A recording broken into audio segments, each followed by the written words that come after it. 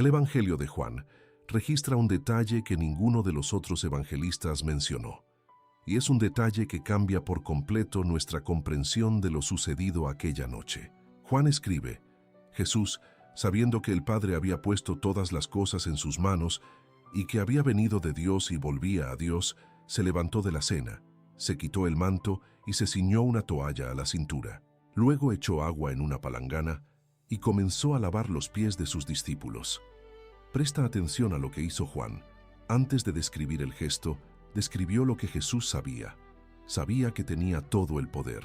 Sabía que venía de Dios. Sabía que volvería a Dios. Y con este conocimiento pleno y absoluto, sin ninguna duda sobre quién era, Jesús se puso de pie, se quitó el manto y se arrodilló en el suelo. El hombre que sabía que tenía el universo en sus manos, usó esas manos para lavar los pies polvorientos de los pescadores. No ordenó a nadie que lo hiciera. No se lo pidió a un sirviente. Él mismo se arrodilló. Él mismo tocó los pies de cada uno, incluidos los pies de aquel que ya había aceptado el precio de la traición. El Jueves Santo es la noche más significativa de toda la Semana Santa. Concentra tres de los momentos más sagrados de la fe cristiana: la institución de la Eucaristía, el nuevo mandamiento del amor y la oración en Getsemaní. Cada uno de estos momentos por sí solo bastaría para llenar toda la historia. Juntos, en una sola noche, conforman el corazón palpitante de todo lo que la Iglesia ha celebrado durante 2000 años. Y hay algo que conecta estos tres momentos de una manera que pocos comprenden. Jesús lavó los pies, el gesto más humilde. Luego partió el pan y dijo: «Este es mi cuerpo», el misterio más elevado. Y en el huerto se arrodilló y le dijo al Padre: «No se haga mi voluntad, sino la tuya», la entrega más completa. De la tierra al cielo, del paño al cáliz, de la pila al huerto, todo en una sola noche, la noche más larga de la historia. Pero antes de todo eso, antes de tomar la toalla, antes de partir el pan, Jesús pidió a 2 de sus discípulos que fueran a la ciudad a preparar una habitación. Y lo que encontraron allí, en aquel piso superior, era mucho más que un simple lugar para cenar. Lucas relata que Jesús envió a Pedro y a Juan con instrucciones precisas. Al entrar en la ciudad, encontrarán a un hombre que lleva un cántaro de agua. Síganlo hasta la casa a la que entre y díganle al dueño: «El maestro pregunta: ¿dónde puedo cenar la Pascua con mis discípulos? Él les mostrará una habitación grande y amueblada en el piso de arriba. Preparen todo allí». Pedro y Juan fueron y encontraron todo tal como Jesús les había dicho. El detalle del hombre que lleva agua es significativo. En el siglo I, llevar agua era tarea de mujeres. Un hombre que cargaba un cántaro de agua sería fácilmente identificable entre la multitud, como una señal preestablecida. Jesús lo había preparado todo con antelación. No estaba improvisando. Sabía exactamente lo que sucedería esa noche y eligió cada detalle. El lugar se conoció como el cenáculo, del latín cenaculum, que significa comedor. La tradición cristiana, al menos desde el siglo IV, identifica este lugar en el monte Sión, en la parte alta de Jerusalén. Eusebio de Cesarea, considerado el padre de la historia eclesiástica, relata que una comunidad judeocristiana se reunía allí desde los primeros años después de la resurrección y que el edificio parece haber sobrevivido a la destrucción de Jerusalén en el año 70. El peregrino de Burdeos, que visitó Jerusalén en el año 333, ya había identificado el sitio. Las excavaciones arqueológicas realizadas bajo el edificio actual hallaron fragmentos de una antigua construcción con inscripciones en griego, incluyendo una que se interpretó como el nombre de Jesús. La sinagoga encontrada allí tenía una característica única y extraordinaria entre todas las sinagogas de la época. El nicho de la Torá no apuntaba al templo, como era obligatorio en todas las demás sinagogas, sino al Gólgota, el lugar de la crucifixión. Esto sugiere firmemente que quienes se reunían allí ya reconocían a Jesús, y no al templo como el centro de su fe. La custodia de Tierra Santa, la orden franciscana que ha custodiado los lugares santos desde el siglo XIV, adquirió el cenáculo en 1335 y mantuvo su custodia durante siglos, hasta que los otomanos lo convirtieron en mezquita en el siglo XVI. Aún hoy, en el interior de la sala, se puede ver la columna medieval con el relieve de pelícanos alimentando a sus crías con su propia sangre, un antiguo símbolo cristiano del sacrificio de Cristo en la Eucaristía. Fue en esta habitación donde Jesús celebró la Pascua con sus discípulos. La Pascua judía o Pesaj era la fiesta más sagrada del calendario israelita. Conmemoraba la liberación de Egipto, cuando Dios ordenó a cada familia sacrificar un cordero y marcar los dinteles de sus puertas con su sangre, para que el ángel de la muerte pasara de largo. La cena de Pascua incluía cordero asado, pan sin levadura, hierbas amargas untadas en una pasta hecha de frutas y nueces llamada charoset, y 4 copas de vino, cada una con su propio significado litúrgico. El niño más pequeño de la familia hacía la pregunta ritual: ¿por qué esta noche es diferente de todas las demás noches? Y el padre respondía contando la historia del Éxodo. Jesús siguió el ritual, comió el cordero, bebió de las copas, cantó los salmos del Hallel con sus discípulos, como todas las familias judías aquella noche en Jerusalén. Cientos de miles de peregrinos celebraron la misma comida a la misma hora, en casas, patios y terrazas. Toda la ciudad olía a cordero asado y hierbas amargas. Pero en medio de la comida, en aquella habitación en particular, sucedió algo que nunca había ocurrido en ninguna Pascua en la historia de Israel. Jesús se desvió del guión.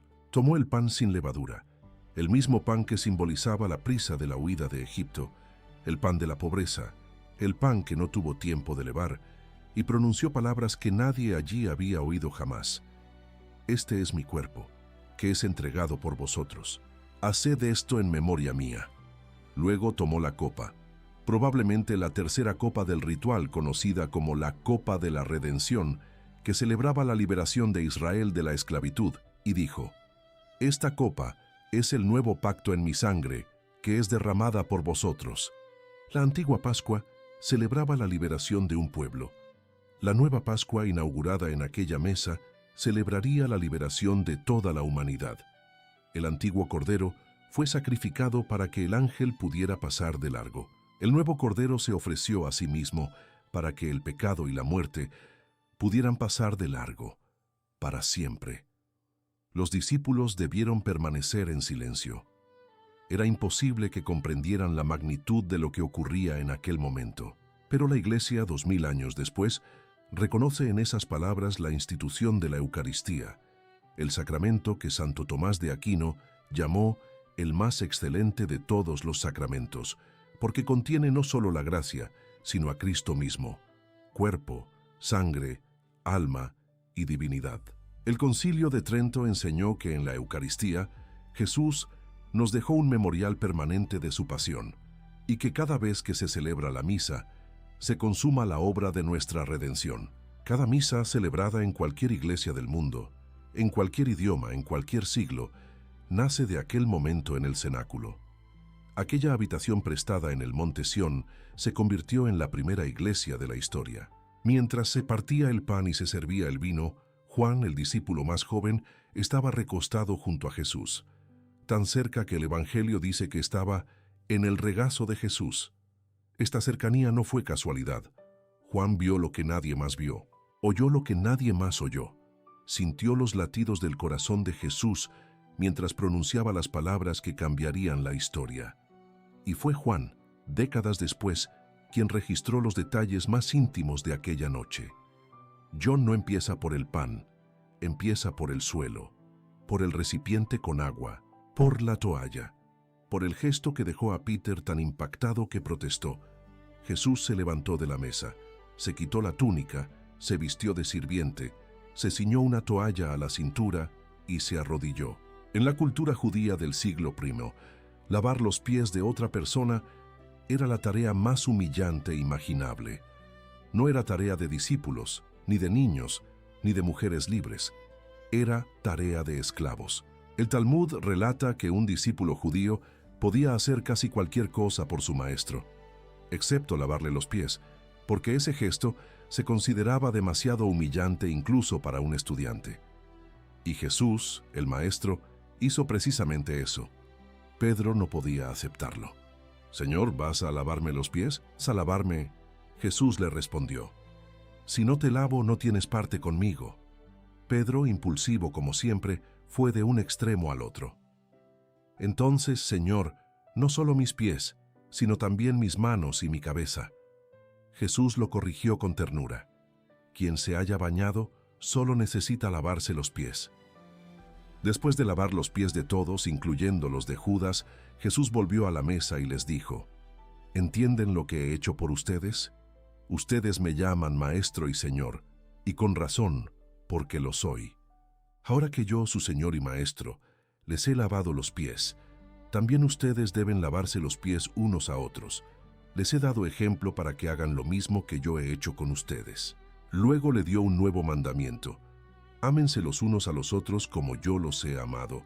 En esto conocerán todos que son mis discípulos, si se aman los unos a los otros». La palabra nuevo es crucial.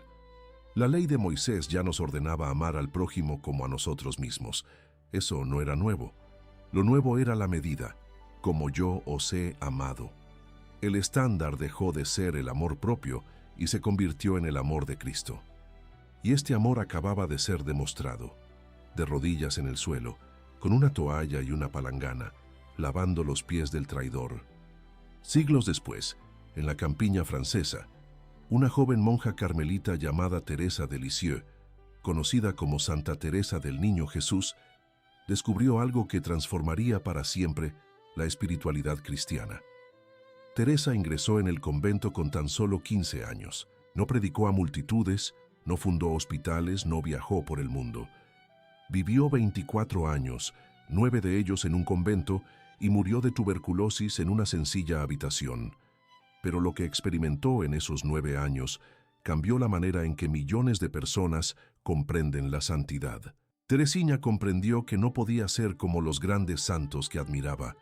No tenía la fuerza de San Pablo, la elocuencia de San Agustín, ni la resiliencia de los mártires. Así que le preguntó a Dios: ¿hay un camino para los humildes? ¿Para quienes no pueden alcanzar grandes cosas? Y encontró la respuesta en el Evangelio mismo. Lo llamó el camino sencillo o sendero sencillo. La santidad reside en los gestos más pequeños, realizados con el mayor amor. Teresa escribió: «No es necesario hacer grandes cosas para agradar a Dios. Basta con hacer pequeñas cosas con gran amor». Una vez, una monja del convento la irritaba profundamente con su forma de ser. En lugar de evitarla o pedirle que la cambiaran de lugar, Teresa comenzó a tratarla con tanto cariño, con tanta atención deliberada, que un día la monja le preguntó: «¿Qué es lo que te atrae tanto de mí?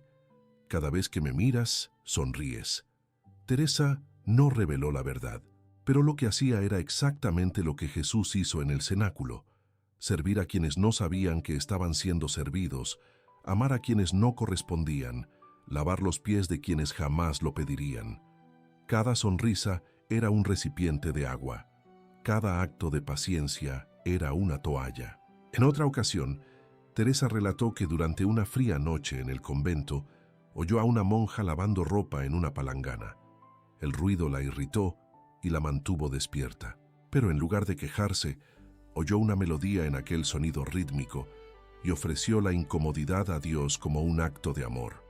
«Recoger un alfiler por amor puede convertir un alma», escribió. Era el lenguaje del cenáculo traducido a la vida cotidiana de una monja carmelita de 20 y tantos años. La caminita de Teresa es el lavamiento de pies extendido a toda su vida. Cada gesto oculto, cada paciencia renovada, cada sonrisa ofrecida cuando el deseo era llorar, todo esto se encuentra en la toalla y la palangana. La Iglesia reconoció la profundidad de este descubrimiento en 1997, cuando el Papa Juan Pablo II declaró a Teresa doctora de la Iglesia, la persona más joven en recibir este título en la historia.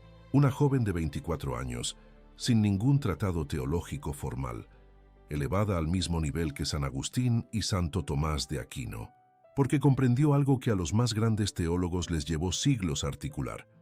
La santidad no reside en la magnitud del gesto, sino en el amor con que se realiza. De vuelta en el aposento alto, Después del lavamiento de los pies y el nuevo mandamiento, Jesús miró a sus discípulos y les dijo algo que los inquietó. «Uno de ustedes me traicionará». Pedro señaló a Juan, que estaba recostado junto a Jesús, y le pidió que averiguara quién sería. Jesús respondió en voz baja: «Será aquel a quien yo le dé este trozo de pan después de mojarlo en el plato». Mojó el pan y se lo dio a Judas. Juan relata: «Después de que Judas recibió el pan, Satanás entró en él». Y Jesús dijo: «Lo que vas a hacer, hazlo pronto». Nadie en la mesa entendió. Pensaron que Jesús le pedía a Judas que comprara algo para el banquete o que diera dinero a los pobres. Judas se marchó, y Juan registra el momento con 4 palabras que pesan como plomo. Y era de noche. Después de que Judas se marchara, Jesús habló con los discípulos con una intimidad que no se encuentra en ningún otro lugar de los evangelios.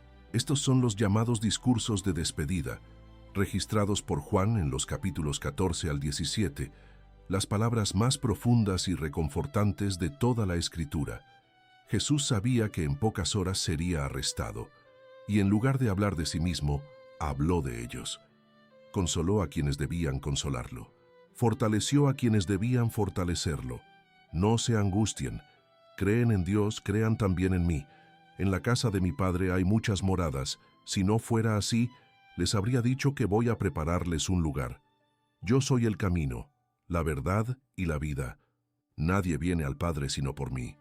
Nadie tiene mayor amor que este, dar la vida por sus amigos. Ustedes son mis amigos. Les dejo la paz, mi paz les doy. Yo no se la doy como el mundo la da. No se angustien ni tengan miedo». Entonces, Jesús hizo algo que revela la inimaginable magnitud de su amor. Oró en voz alta por sus discípulos, y no solo por ellos, sino también por los que creerán en mí por la palabra de ellos. Esta oración, que los teólogos llaman la oración sacerdotal, es la más larga de Jesús registrada en los evangelios. En ella, ora por cada persona que, a lo largo de 2000 años, llegaría a la fe. Todo cristiano de cada generación está incluido en esa oración pronunciada en una habitación del monte Sión, horas antes de su arresto, incluida toda persona que esté escuchando esta historia ahora mismo. Tras la oración, cantaron un himno, probablemente los últimos salmos del Hallel, que concluyen la cena de Pascua. Y salieron a la noche. Cruzaron el valle de Kidrón y subieron a un jardín llamado Getsemaní, en las laderas del Monte de los Olivos. El nombre Getsemaní proviene del hebreo y significa prensa de aceite, porque allí se prensaban las aceitunas para extraer el aceite. Hasta el día de hoy, en el jardín que la tradición identifica como Getsemaní, hay 8 olivos de más de 900 años, cuyas raíces, según estudios realizados por el Consejo Nacional de Investigación de Italia en 2012, podrían remontarse a la época de Cristo. Los árboles que presenciaron aquella noche podrían seguir vivos. Jesús les dijo a sus discípulos: «Siéntense aquí mientras yo voy allá a orar». Llevó consigo a Pedro, Santiago y Juan, los mismos 3 que habían presenciado la transfiguración, y les dijo algo que revelaba la profundidad de sus sentimientos. «Mi alma está abrumada de tristeza hasta la muerte. Quédense aquí y velen conmigo». Luego se apartó un poco, cayó rostro en tierra y oró: «Padre, si es posible que pase de mí esta copa, pero no se haga mi voluntad, sino la tuya». Esta oración es el corazón del Jueves Santo. No es una oración de resignación pasiva, sino de entrega activa. Jesús no dijo «no importa», sino «preferiría que hubiera otro camino, pero acepto el vuestro». La voluntad humana de Jesús sintió el peso de lo que estaba por venir, pero el amor al Padre y el amor a la humanidad prevalecieron. San Agustín escribió que en ese momento Jesús tomó sobre sí el temor que es nuestro, para darnos el valor que es suyo. Sintió lo que sentimos ante el sufrimiento, para que sepamos que Dios no está lejos de nuestro dolor. San Juan Crisóstomo añadió que Jesús oró de esta manera, no por debilidad, sino para enseñar a los discípulos que es posible sentir angustia y aún así obedecer. La oración de Getsemaní no es la de alguien que se ha rendido, sino la de alguien que eligió confiar cuando todo en su interior le impulsaba a huir. Lucas, que era médico, registra un detalle que ninguno de los otros evangelistas menciona. En medio de una profunda agonía, oraba con mayor fervor, y su sudor se convirtió en gotas de sangre que caían al suelo. La tradición de la Iglesia siempre ha entendido este momento como la máxima expresión de la unión entre la humanidad y la divinidad de Cristo. El Catecismo de la Iglesia Católica enseña que en Getsemaní, Jesús tomó sobre sí los pecados de todos los hombres y ofreció su voluntad humana al Padre en perfecta obediencia. Jesús regresó a sus discípulos 3 veces, y las 3 veces los encontró durmiendo. La primera vez le dijo a Pedro: ¿no pudieron velar conmigo ni una hora? Velad y orad para que no caigáis en tentación. El espíritu está dispuesto, pero la carne es débil. Hay algo profundamente humano en esta escena. El Hijo de Dios, en la hora más difícil de su vida terrenal, pidió compañía, pidió que alguien velara con él. No les pidió que hicieran nada, solo que estuvieran presentes. Y sus amigos más cercanos, los mismos que habían prometido no abandonarlo jamás, no pudieron mantenerse despiertos. Su sueño no era por pereza. Lucas, el médico entre los evangelistas, dice que dormían de tristeza. Había tal peso en el ambiente que sus cuerpos cedieron. Esto es lo que sucede cuando el alma ya no puede soportar lo que siente. El cuerpo se paraliza como forma de protección. Pero Jesús permaneció despierto. Continuó orando. Continuó regresando a ellos 3 veces, como si dijera: sé que ya no puedes soportarlo más, pero aún así voy a ir a verte. Siglos después, en el sur de Italia, un joven fraile capuchino llamado Francesco Forgione, a quien el mundo conocería como el Padre Pío, experimentó algo que la Iglesia reconoce como participación directa en el misterio de Getsemaní. La mañana del 20 de septiembre de 1918, tras celebrar la misa, el Padre Pío rezaba en el coro de la iglesia cuando vio ante sí una figura misteriosa: Cristo, con las marcas de la pasión. Tenía las manos, los pies y el costado marcados. El Padre Pío sintió un dolor intenso, y cuando la visión desapareció, se dio cuenta de que él también tenía las mismas marcas en su cuerpo.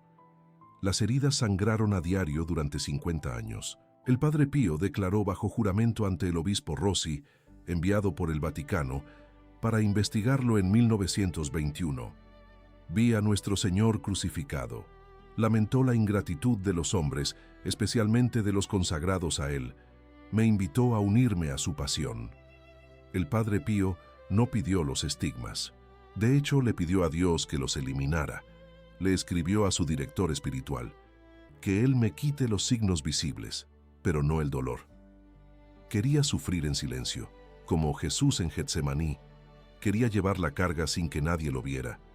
Cada misa que celebraba el Padre Pío duraba horas, no por la lentitud del ritual, sino porque revivía interiormente lo sucedido aquella noche en el cenáculo y en Getsemaní. Los fieles que asistían contaban que lloraba durante la consagración, el momento en que el sacerdote repetía las palabras de Jesús: este es mi cuerpo, esta es mi sangre. Sus manos heridas sostenían la hostia con una reverencia que hacía casi insoportable el silencio de la iglesia. Para el Padre Pío, la misa no era un recuerdo de algo ocurrido 2000 años atrás. Era una presencia viva del mismo misterio. Una vez dijo: sería más fácil para la tierra existir sin el sol que sin la Santa Misa. Esta afirmación no era una exageración devocional. Era la convicción de alguien que sentía, en su propio cuerpo, que el sacrificio del cenáculo y del Gólgota seguía ocurriendo en cada altar. El misterio de la Eucaristía, instituido aquel jueves en el Monte Sión, permaneció vivo y presente en las manos de un fraile capuchino en el sur de Italia, 20 siglos después. Cuando el Padre Pío falleció en 1968, los médicos que examinaron su cuerpo descubrieron algo que la ciencia no podía explicar. Las heridas que habían sangrado durante 50 años habían desaparecido por completo. No había cicatrices, no había marcas. La piel estaba limpia como si nunca hubiera sido herida. Juan Pablo II quien había visitado al Padre Pío cuando aún era un joven sacerdote polaco, lo canonizó en 2002. De vuelta en Getsemaní, mientras Jesús oraba por tercera vez, aparecieron antorchas en la oscuridad. Judas llegó con un grupo de guardias enviados por los sacerdotes. Se acercó a Jesús y lo saludó con un beso. «Amigo», le dijo Jesús, «es por esto que has venido». La palabra amigo es devastadora. Incluso en ese momento, Jesús no llamó traidor a Judas, lo llamó amigo. Pedro reaccionó impulsivamente. Desenvainó su espada e hirió al siervo del sumo sacerdote. Jesús lo detuvo de inmediato, sanó al siervo con un toque y pronunció una frase que resume toda su misión. «Guarda tu espada. Todos los que viven por la espada morirán». ¿Acaso piensas que no puedo invocar a mi Padre y que Él no pondrá enseguida a mi disposición más de 12 legiones de ángeles? Jesús tenía el poder de escapar. Decidió no usarlo, porque la copa que le había pedido al Padre que apartara era también la copa que había ofrecido a los discípulos en el cenáculo, la copa de la nueva alianza en su sangre. Se llevaron a Jesús, y todos huyeron. El Evangelio de Marcos relata un detalle misterioso. Un joven que seguía a Jesús, vestido solo con una sábana de lino, fue apresado por los guardias. Escapó, dejando la sábana en sus manos, y huyó en la oscuridad. Muchos estudiosos creen que este joven era el propio Marcos, el autor del Evangelio, dejando constancia de su presencia aquella noche como una discreta señal. Cuando amaneciera en Jerusalén al día siguiente, Jesús ya estaría de pie ante sus acusadores. Pero esa es una historia para el viernes. El Jueves Santo es la noche en que Dios se arrodilló. El Creador lavó los pies de su creación, el inocente se entregó en manos de los culpables, el Todopoderoso optó por no usar su poder, y lo más extraordinario, hizo todo esto a sabiendas, sabiendo quién lo traicionaría, quién lo negaría, quién huiría.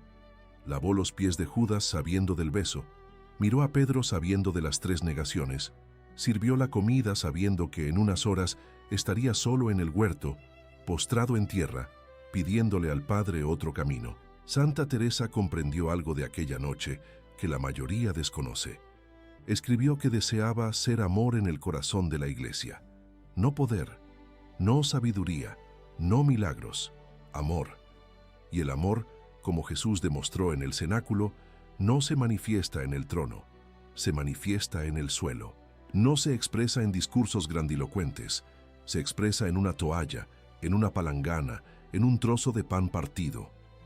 Teresa lo llamó el camino pequeño, porque el camino de Jesús aquella noche era descendente, de la mesa al suelo, del suelo al huerto, del huerto a la cárcel. La grandeza descendió hasta que no pudo descender más. El Padre Pío comprendió otra dimensión de aquella noche. Se dio cuenta de que el cenáculo no había terminado, que cada misa es el cenáculo, que cada vez que un sacerdote eleva el pan y dice, «Este es mi cuerpo», esa habitación en el monte Sión se abre de nuevo, que el cáliz elevado en el altar es el mismo cáliz de aquel jueves. El Padre Pío llevó en su cuerpo durante 50 años las marcas visibles de esta verdad. Sus manos sangraban al tocar el pan consagrado, como si Cristo mismo dijera, a través de esas heridas, «Esto no es un recuerdo, esto está sucediendo ahora». Lo que el Jueves Santo nos pide a quienes escuchan esta historia es más sencillo de lo que parece y más difícil de lo que imaginamos. Nos pide que bajemos, que nos quitemos el manto del orgullo, nos ciñamos la toalla de la humildad y lavemos los pies de quienes están a nuestro lado.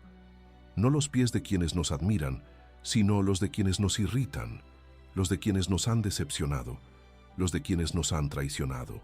Porque eso fue precisamente lo que hizo Jesús. Y después de lavarnos, partamos el pan. No solo el pan de la Eucaristía, que es el más sagrado de todos, sino el pan de la presencia, del tiempo dedicado, de la escucha sincera, del perdón ofrecido antes de ser pedido. Partir el pan es compartir lo que uno es, no solo lo que uno tiene. Y después de partir vayamos al jardín. Aceptemos lo que venga, no con triste resignación, sino con la oración de Jesús. no se haga mi voluntad, sino la tuya. Esa es la oración más valiente que se puede hacer, porque no es fácil renunciar al control. No es fácil decirle a Dios, confiaba en otro camino, pero acepto el tuyo. Teresa lo hizo en una habitación de convento, muriendo de tuberculosis a los 24 años, ofreciendo cada gesto de dolor como una oración silenciosa.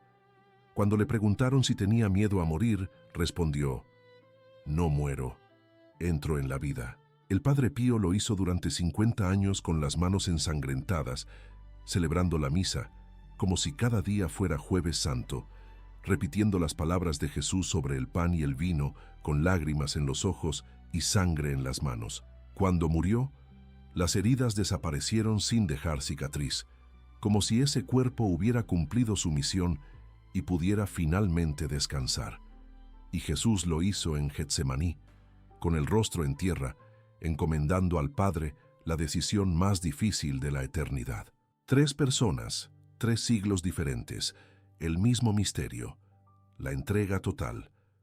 A la mañana siguiente, viernes, Jesús será llevado ante Pilato. El camino que comenzó de rodillas lavando los pies en el cenáculo llegará a su destino final. Pero lo que sucede el viernes solo tiene sentido por lo que sucedió el jueves. La cruz sin la última cena es solo sufrimiento. La última cena sin la cruz es solo una comida. Juntas, forman el misterio que ha sostenido la fe cristiana desde el primer siglo hasta nuestros días. Dios amó tanto al mundo que se entregó por él. Primero de rodillas, luego con los brazos abiertos. Esta es la historia del día más sagrado de la Semana Santa. Si te conmovió, compártela con alguien que necesite escucharla. Y sigue esta saga, porque el Viernes Santo es el capítulo más oscuro y a la vez más luminoso de toda la historia de la humanidad, y merece ser contada con toda la reverencia que este misterio exige.